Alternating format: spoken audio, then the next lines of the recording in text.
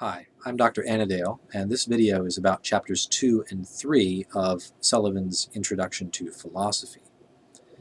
These chapters deal with philosophy prior to Socrates, with what we sometimes call Pre-Socratic philosophy. These are philosophers of nature and of number, especially Pythagoras. The natural philosophers sought naturalistic explanations for physical events. Now, it is possible to explain natural events in religious or mythological terms, but the natural philosophers sought naturalistic explanations for these events.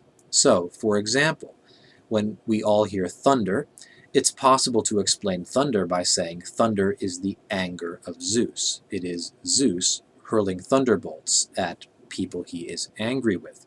This gives me an explanation for why I hear thunder. It explains thunder in terms of the emotions or personality or will or activity of some divine being.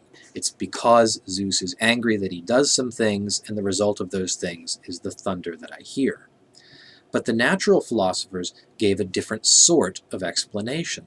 They explained thunder by appealing to the collision of clouds. They said clouds will sometimes crash into each other and grind against each other, and that grinding is the sound that we hear as thunder. Now, this is not a correct explanation of the origin of thunder, but notice what kind of explanation it is. It's explaining the sound of thunder in terms of some physical event that can be understood without appealing to some divine personality or divine will.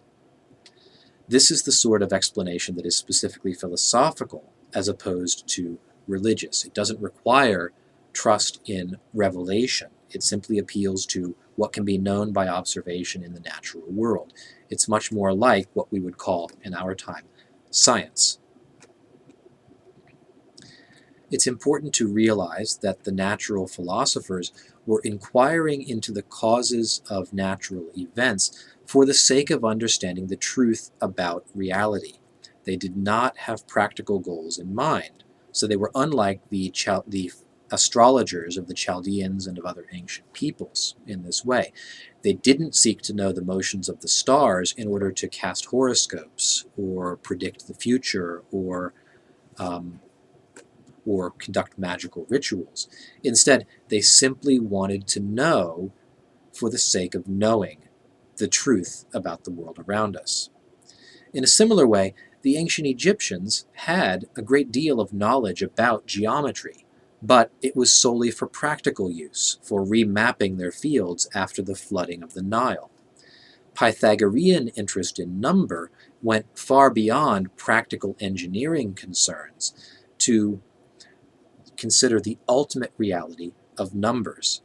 And as you read, the Pythagoreans developed this into an entire theory about how number underlies all of physical reality. Thinking now about contemporary physics after Newton and Einstein, we might be inclined to agree with them. There is something mathematical about the fundamental structures of physical space. Chapter 3 deals with a pair of opposite extremes in philosophy. First, Heraclitus, who claimed that everything is constant change and there is no stability. Heraclitus once famously said that you cannot step into the same river twice. Somebody later did him one better and said you can't actually step into the same river even once. And that leads to the logical conclusion that there is no river, there is only constant change and flow.